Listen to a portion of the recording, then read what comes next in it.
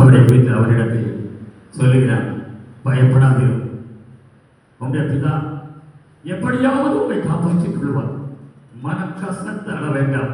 ஒரு தேவதூதன் அவரை தேற்றினான் என்று வேதம் சொல்லுகிறது.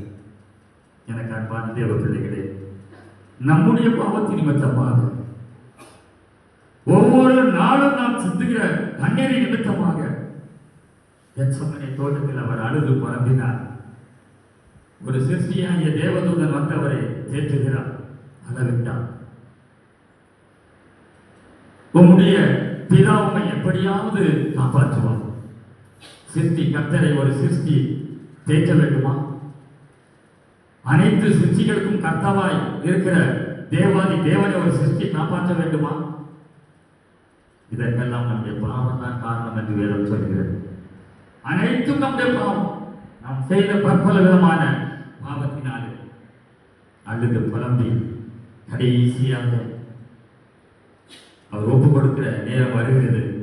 யூதாஸ் வந்தவரை காட்டிக் கொடுக்கிறார். அழைத்துக் கொண்டு போகிறார்கள்.